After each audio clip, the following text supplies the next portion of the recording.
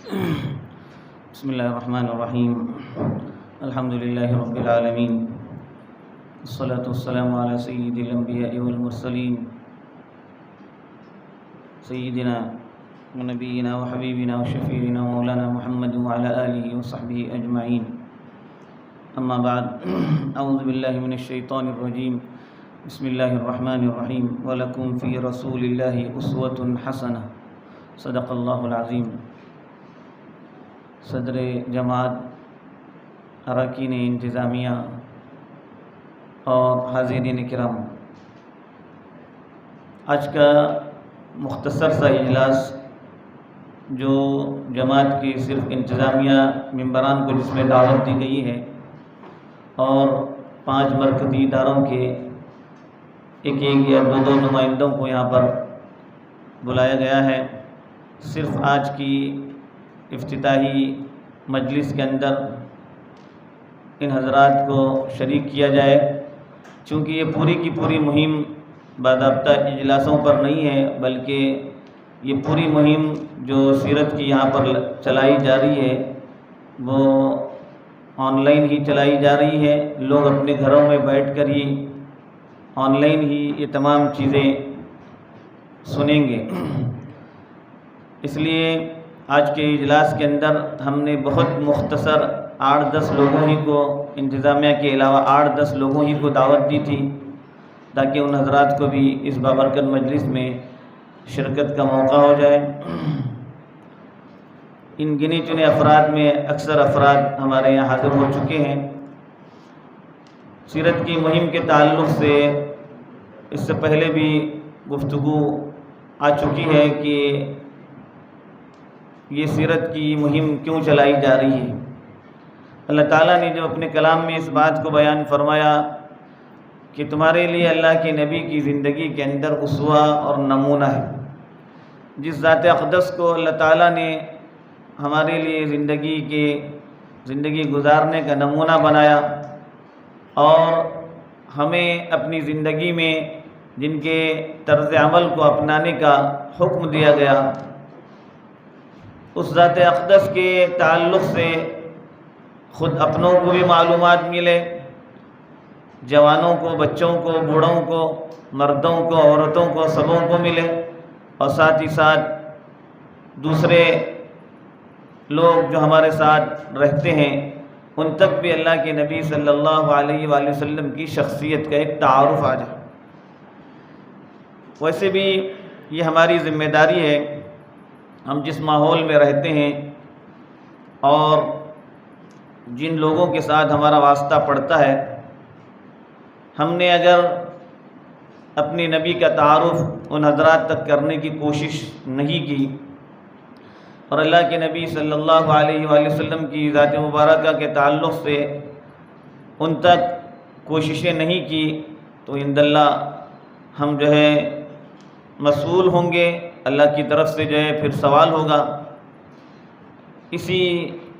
بات کو ذہن میں رکھ کر یہ جو ہے سلسلہ شروع کیا گیا ہے. پہلے اس میں جس طرح سے یہ معلوم ہے کہ بچے تقاریر کے ذریعے اس مہم میں شریک ہوں گے، جن کی تفصیلات اس سے پہلے آ چکی ہیں. چھوٹے بچے 5 سال سے لے کر کے ان کو اس میں شریک ہونے کا موقع دیا گیا ہے. اور بالخصوص ہماری ریاستی زبان کنڑا زبان میں لوگوں کو تقریر کرنے کے لیے بھی اس میں موقع فراہم کیا گیا ہے. الحمدللہ آج سے جو ہے تقاریر کا سلسلہ ان کا بھی شروع ہو رہا ہے اور یہ سلسلہ 1 تاریخ سے 12 تاریخ تک چلے گا تقاریر کا. پھر اس کے بعد 15 ربیع الاول کو ان بچوں کے نتائج کا بھی اعلان کیا جائے گا. دوسری اہم مہم یہ تھی کہ اللہ کے نبی صلی اللہ علیہ وسلم کی حیات طیبہ کے مختلف گوشے مختلف موقعوں سے ہم سنتے ہیں. چونکہ ادھر پوری سیرت طیبہ کے مختلف گوشے ایک ساتھ سننے کا موقع شاذ و نادر ہی لوگوں کو ملتا ہے، یا وہی لوگ اللہ کے نبی صلی اللہ علیہ وسلم کی پوری زندگی کو جاننے کی کوشش کرتے ہیں جو خود سیرت طیبہ کا مطالعہ کرتے ہیں. اس لیے ذمہ داران جماعت اور لوگوں نے یہ سمجھا کہ اللہ کے نبی صلی اللہ علیہ وسلم کی سیرت طیبہ کو مختصر انداز ہی میں صحیح لوگوں کے گوش و گزار کیا جائے۔ چنانچہ اس کے لیے مختلف علماء سے رابطہ کیا گیا۔ الحمدللہ ہماری اس دعوت پر ہمارے مقامی علماء بھی اور اطراف کے علماء اور سب سے بڑھ کر ہندوستان گیر پیمانے پر چند علماء کا انتخاب کیا گیا تھا۔ سبوں نے ہماری دعوت پر لبیک کہا اور ان کی طرف سے ان کی تقاریر جو ان کو خاص موضوع ان کو دیا گیا تھا اس موضوع پر ان کی تقریریں آ رہی ہیں۔ ہم نے کوشش یہ کی تھی کہ ہر موضوع پر 8 10 12 منٹ کے اندر تقریریں ہوں۔ لوگ لمبی لمبی تقریر سننے کے بھی اس وقت لوگوں کا ذہن نہیں ہوتا، زبردستی کی لوگوں نے اپنے لیے جو مشغولیات کر لی ہیں کہ سیرت یا دینی پروگرامات کے تعلق سے لوگوں کے لیے لمبی تقاریر کے سننے کا شاذ و نادر ہی شوق ہوتا ہے۔ لوگوں کو جو سننا چاہتے ہیں وہ تو لمبی گھنٹہ 2 گھنٹہ بھی تقریر سن لیتے ہیں، لیکن مختصر ہی صحیح ایک مرتبہ اللہ کے نبی صلی اللہ علیہ وسلم کی سیرت پر پوری روشنی چند گھنٹوں کے اندر ان کے سامنے آئے۔ ہر مقرر جب 8 10 منٹ یا 15 منٹ کے اندر اپنی تقریر ختم کرے گا تو اس کو دوسرے موضوع کو سننے کا موقع ملے گا اور اس موضوع کے متعلق بھی ان کے سامنے معلومات آئے گی۔ ہر موضوع کے تعلق سے بھی سننے کا موقع ملے گا اور مختلف علماء کرام کی زبانی سننے کا موقع ملے گا۔ آڈیو تقاریر کے مقابلے میں لوگوں کا رجحان اس وقت ویڈیو تقریر ہی کی طرف ہوتا ہے،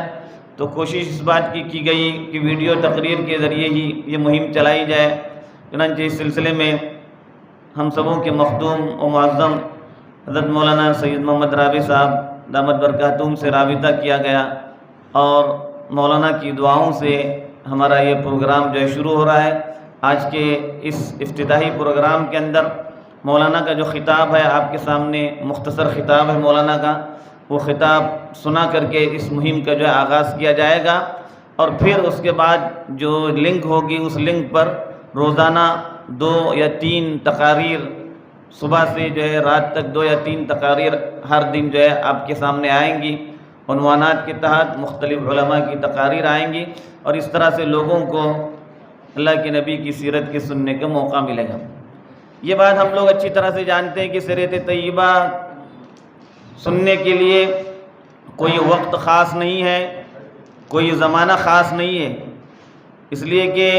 نبی کریم صلی اللہ علیہ وآلہ وسلم کی سیرت جب ہمارے لیے زندگی کا نمونہ بیان کیا گیا ہے تو ہر وقت ہم اللہ کے نبی کی سیرت کے تعلق سے جاننے والے ہوں۔ انتظامی اعتبار سے کچھ وقت متعین کیا جاتا ہے، چنانچہ انتظامی اعتبار سے ہم نے جو ہے 15-20 روز کی یہ مہم چلائی ہے۔ اس کا مطلب ہرگز یہ نہ سمجھا جائے کہ صرف 15 یا 20 روز تک ہی اللہ کے نبی کی سیرت سے ہم واقف ہو جائیں۔ زندگی بھر اور زندگی کے ہر موقع پر ہمیں اللہ کی نبی کی سیرت کی ضرورت ہے اور اس کو ہمیں سننا چاہیے، پڑھنا چاہیے، جاننا چاہیے، اپنی زندگیوں کے اندر اس کو داخل کرنا چاہیے۔ اس وقت تک ہم کامیاب بھی نہیں ہو سکتے۔ اس لیے یہ ایک پوری ڈاکومنٹری سیرت کی لوگوں کے سامنے آئے گی، لوگ وقتاً فوقتاً اس سے فائدہ اٹھاتے رہیں گے اور لوگوں کو اس سے ایک اچھا موقع ملے گا۔ ہم یہاں دیکھتے ہیں کہ ہمارے جن علماء کرام کا ہم نے انتخاب کیا ہے، انہوں نے اپنے موضوع کے تحت خود اس کو اپنی باتوں کو منظم اور یکجا کرنے کی کوشش کی اور اچھا سے اچھا مواد لوگوں کے سامنے لانے کی وہ کوشش کر رہے ہیں۔ اللہ تعالیٰ ہمارے ان جمیع علماء کو جزائے خیر عطا فرمائے اور ان کی جو یہ کوششیں ہیں انہوں نے ہمارا جو ساتھ دیا ہے، اللہ تعالیٰ ان کی اس محنت کو جو ہے بے انتہا قبول فرمائے۔ تیسری مہم ہماری اس میں یہ تھی کہ ہمارے برادران وطن کے سامنے سیرت کے تعلق سے، اللہ کے نبی کی زندگی کے تعلق سے کچھ پیغام ان تک بھی پہنچایا جائے۔ یہ ہم سبوں کی ذمہ داری ہے کہ نبی کریم صلی اللہ علیہ وآلہ وسلم کی سیرت طیبہ ہو یا اسلام کا پیغام ہو، برادران وطن تک پہنچانا یہ ہماری اپنی ذمہ داری ہے۔ اور جو لوگ اس کام کو انجام دے رہے ہیں، الحمدللہ ہمارے علاقائی طور پر بھی یہ کام مختلف اداروں کی طرف سے انجام دیا جاتا ہے۔ جماعت اسلامی کے لوگ اپنے طور پر یہ کام انجام دے رہے ہیں۔ ہمارے یہاں مولانا ابوالحسن اسلامی اکیڈمی کی طرف سے کئی سالوں سے یہ کام انتہائی منظم اور بہتر طریقے پر پوری ہندوستان گیر پیمانے پر ہی نہیں بلکہ عالمی پیمانے پر یہ کام نہایت ہی خوش اسلوبی سے چلایا جا رہا ہے، اس کے نتائج سامنے آ رہے ہیں۔ یہ تشہیری مہم نہیں ہوتی ہے، برادران وطن کے اندر کی جانے والی کوششوں میں ہماری کوششیں یہ ہوتی ہیں کہ اس کو تشہیر نہ کیا جائے، چنانچہ اکیڈمی کی طرف سے نہایت ہی منظم انداز میں یہ کام ہوتا ہے۔ ہمارے حضرت مولانا الیاس صاحب ہیں اور ان کے جمیع رفقا، ہم لوگ اس سلسلے میں خصوصاً برادران وطن تک اپنا دین کا پیغام پہنچانے کے لیے جو کوششیں کرتے ہیں، ہم امید کرتے ہیں کہ اللہ تبارک و تعالیٰ اس کو شرف قبولیت سے نوازے گا۔ اسی طرح سے ہمارے علاقے میں پیام انسانیت کے ادارے کے تعلق سے بھی یہ کام ہو رہا ہے۔ یہ کام کچھ ایسا ہے، میں اپنے طور پر یہ سمجھتا ہوں کہ 2-4 ادارے یہ کام کر لے، 2-4 افراد یہ کام کر لے، یہ ذمہ داری ختم نہیں ہوتی۔ چونکہ ہم ایک داعی امت ہونے کے لحاظ سے اللہ تعالیٰ نے ہمیں دنیا کے اندر داعی بنا کر بھیجا ہے۔ ہم اپنے قول سے بھی داعی ہیں، اپنے عمل سے بھی داعی ہیں۔ ہر آدمی کو، ہر مسلمان کو اس بات کی کوشش کرنی چاہیے کہ اللہ کے دین کا یہ پیغام لوگوں تک کیسے پہنچ جائے، اور اللہ کے دین کا یہ پیغام جب لوگوں کے سامنے جائے گا، ان کے سامنے یہ بات ہوگی تو وہ سمجھنے پر مجبور ہو جائیں گے۔ اور اس طرح سے ہم اپنی اس مختصر سی کوشش کے ذریعے ہمارے اوپر اللہ کی طرف سے جو ذمہ داری عائد ہوئی ہے، اس ذمہ داری میں ہم کچھ حد تک تو اپنی ذمہ داری کو ادا کرنے والے ہو جائیں گے۔ اس لیے جتنے ادارے کام کر رہے ہیں سبھی لوگ قابل مبارکباد ہیں، لیکن اس کو کسی اعتبار سے کافی نہ سمجھا جائے۔ مختلف لوگ اور ہر فرد اپنی ذمہ داری سمجھے۔ دعوت کے کام میں ہم کو پیچھے نہیں رہنا ہے، اور جب دعوت کے کام کو ہم آگے بڑھائیں گے اور اپنے ساتھ رہنے والے، اٹھنے بیٹھنے والے، ان کے سامنے ہمارا پیغام کیسے پہنچایا جائے، اس کے لیے ہم جو ہے ترکیبیں سوچیں۔ ہمارے یہاں ہمارے اپنے علاقے کے اندر بعض کمپنی چلانے والے لوگ ہیں، بعض کنسٹرکشن کرنے والے لوگ ہیں، ان کے پاس کم از کم 100-200 لوگ کام کرتے ہیں، جو اکثریت ان کی جو ہے برادران وطن سے ہوتی ہے۔ ہم نے ان سے کام لیا، لیکن کبھی یہ نہیں سوچا کہ ان کے سامنے بھی ہم جو ہے اپنے طور پر پیغام رکھیں۔ آج سے کچھ مہینے پہلے ایک اچھی کمپنی کے ذمہ دار سے میری ملاقات ہوئی۔ ہم نے ان سے پوچھا کہ آپ کے یہاں کتنے لوگ کام کرتے ہیں؟ انہوں نے کہا 125 سے زیادہ لوگ کام کرتے ہیں، اور ان میں 90% لوگ جو ہے برادران وطن ہیں۔ ہم نے ان کے سامنے ایک تجویز رکھی کہ آپ سوچیں، عید کا موقع آتا ہے یا کوئی اس طرح کا موقع آتا ہے کہ جس موقع پر ہم ان کو عیدی دیتے ہیں، تو ایک دن کچھ ایسا مخصوص کیا جائے، سال میں 1 مرتبہ، 2 مرتبہ، 3 مرتبہ کچھ ایسا فنکشن ان کے سامنے رکھا جائے گیٹ ٹوگیدر کا، اور اس موقع سے ہم چھوٹی سی کوئی کتاب ان کے سامنے رکھیں، ایک پروگرام ایک دن کے لیے رکھیں، اس میں اپنے لوگوں کو بھی شریک کریں، وہ خاص کریں وہ پروگرام صرف اپنی کمپنی میں کام کرنے والے لوگ، اور اپنی کمپنی میں کام کرنے والے لوگوں کے سامنے کچھ یہ پیغام ان کے سامنے جب ہم رکھیں گے تو زیادہ سوچنے کا بھی لوگوں کو موقع نہیں ہوگا کہ ہماری کمپنی کے لوگوں کو ایک ساتھ جمع کیا گیا ہے، اور عید کے موقع سے یا کسی موقع سے جمع کر کے ہمیں جو ہے کچھ تحفے تحائف دینے کا موقع ہے۔ اسی موقع سے 1-8 گھنٹے کا پروگرام ان کا ایسا کر لیا جائے، اور ان کو کوئی ایسا تحفہ، مادی تحفے کے ساتھ ساتھ معنوی کوئی تحفہ ان کے سامنے رکھ دیا جائے، وہ اس کو اپنے گھر میں لے جائیں، اپنے گھر میں لے جا کر اس کو جو ہے پڑھیں، سوچیں، اور ان کو جو ہے اس طرح سے سمجھنے کا موقع ہو جائے۔ کتنی کمپنیاں ہمارے ہیں، میں اگر نام لوں تو برا نہ سمجھا جائے، ہمارا ریپکو والے ہیں، ان کے پاس سینکڑوں لوگ کام کر رہے ہیں، انفال کے لوگ ہیں، سینکڑوں لوگ کام کر رہے ہیں، بہت سے بلڈرز ہیں، ان کے پاس کام کر رہے ہیں۔ یہ کمپنی چلانے والے لوگ 100 کی تعداد میں ان کے پاس لوگ ہونا ضروری نہیں، 20-25 لوگ بھی اگر کسی کمپنی میں کام کر رہے ہیں اور ان کا پروگرام اس کمپنی کے ذمہ داروں نے کر لیا اور ان کے سامنے پیغام کو پہنچانے کی کوشش کی، تو میں سمجھتا ہوں کہ اللہ کی طرف سے ہماری جو ہے گرفت نہیں ہوگی، اور اس طرح سے ہمارا پیغام ہم پہنچانے میں جو ہے کامیاب ہو جائیں گے اور ہماری ذمہ داری کو ادا کرنے میں ہم کامیاب ہو جائیں گے۔ ادھر لاک ڈاؤن کی وجہ سے اس کو عملی شکل نہیں دے سکے، جن لوگوں کے سامنے ہم نے یہ بات رکھی تھی وہ اس کو لاک ڈاؤن کی وجہ سے جو عمل میں نہیں لا سکے، لیکن امید ہے کہ یہ حالات جب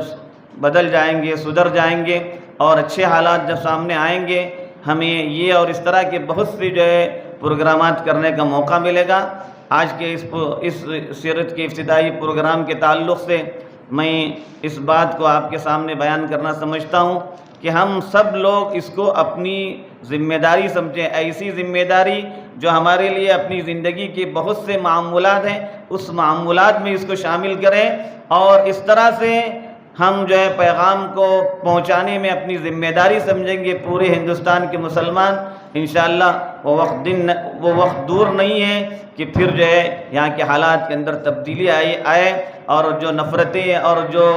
غیر ضروری چیزیں اور جو شکوک و شبہات پھیلائے جاتے ہیں وہ شکوک و شبہات دور ہو جائیں گے، اور پھر جو ہے حالات کے اندر یقیناً بڑا بدلاؤ آئے گا۔ ہمارے